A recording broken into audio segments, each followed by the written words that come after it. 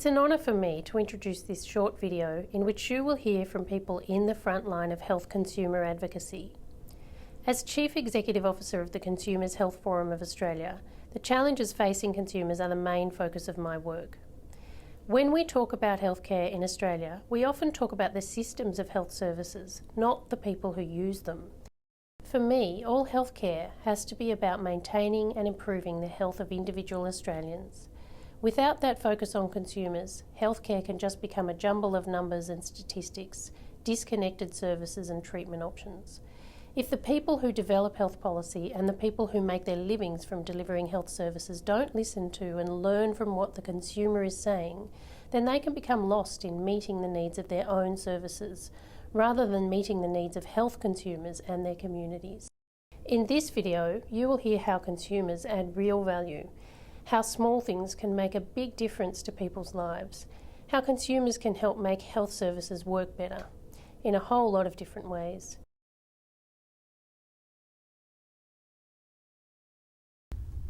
I got cancer, which is a big wake-up call. After the initial treatment, I thought about what I'd been through and thought about what other people might be going through and decided to write an article about it, which was published and brought me to the attention of some people who were running some consumer advocacy training, which I did, and the light switched on and I thought I can use my professional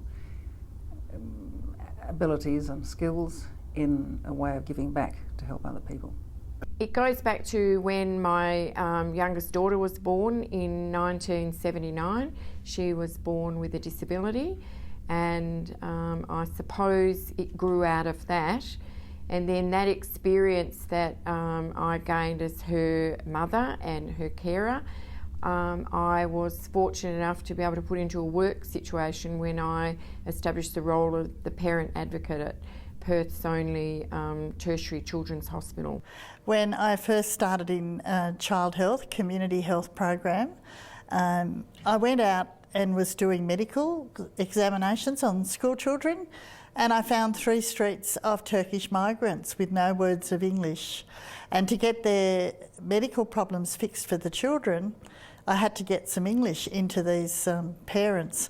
And so I went and hassled the TAFE College to give me an outreach worker to teach English to the 3 streets, and that's what we did, and that's how we got things fixed. That's consumers and what their needs are. Consumers are essential in being involved in health policy and legislation, because health is for the consumer. It's not for the provider or for government, it's for the public of Australia.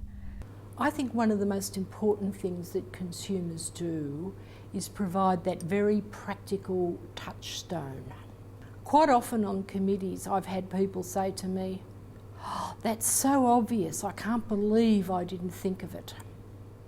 Consumers have the key to making our health system better for all of us. Based on our lived experience, I don't think that decisions should be made about our health system without asking consumers about their experiences and what we can learn from them. Consumers are crucial, and as I say, governments, because they're voters, governments pay more attention to them, and that's why working with them is so powerful. Consumers always give you knowledge that you don't have. If you're willing to listen and go out and consult and ask, you will always find something that happens that you're not quite knowledgeable about. The value of the consumer experience is that it actually helps to tailor the services that are delivered to what the consumer needs. So if you ask consumers what their experience was like, what they thought could be improved, what else is needed, you actually get information that informs and improves your service delivery. And in the end, value for money, both for the consumer and for the government.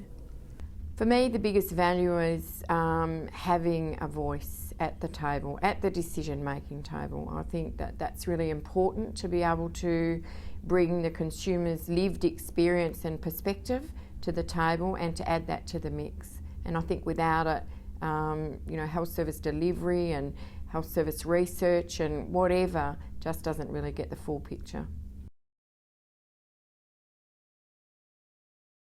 consumers drove the National Medicines Policy.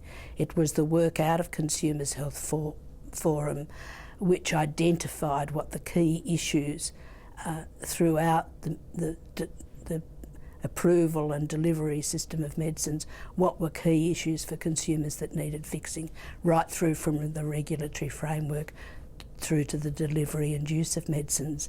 And that was articulated clearly, it was consulted widely, and government accepted the principles that were involved and set up the sort of advisory council round table that we'd recommended.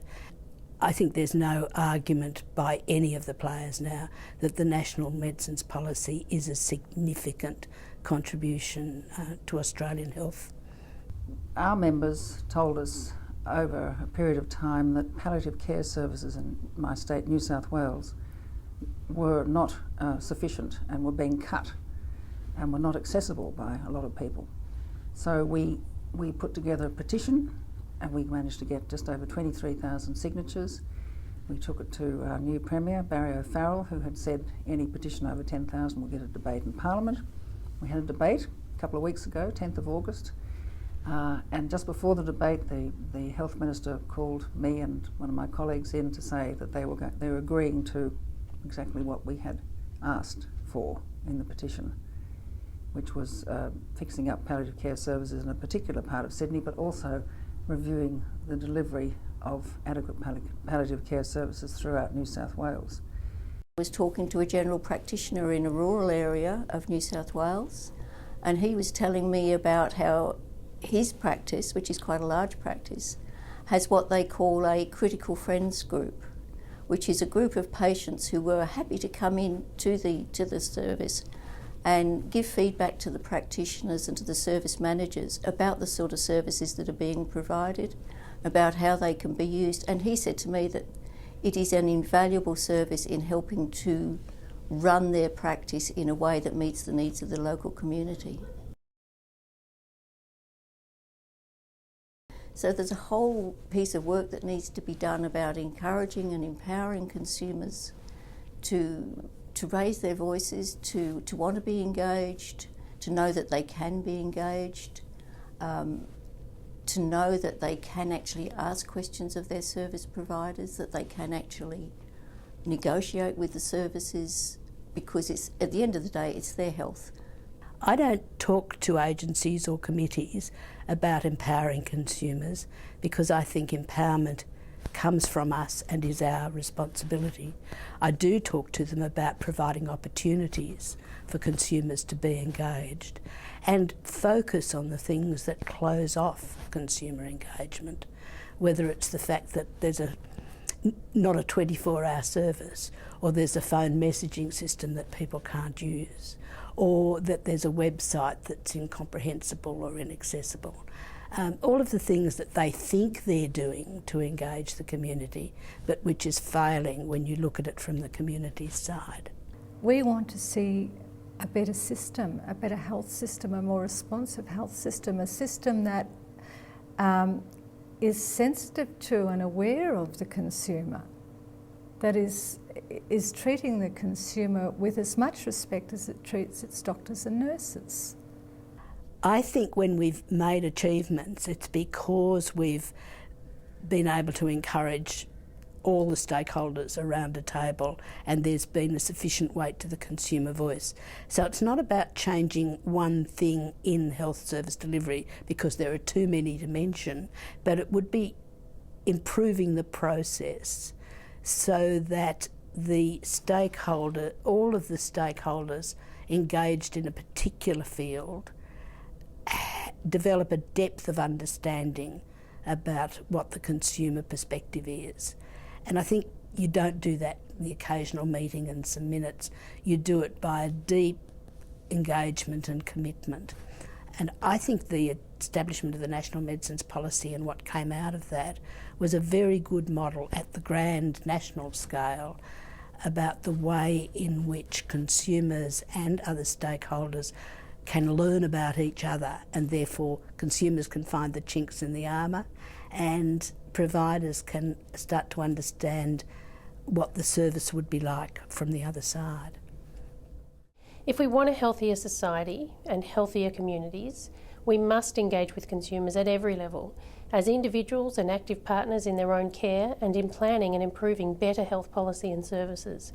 These stories are just a small sample. There are many more stories, many more innovative ways to talk, listen and work with consumers to achieve better health outcomes. Talk to the people in your community, the people who use and pay for health services.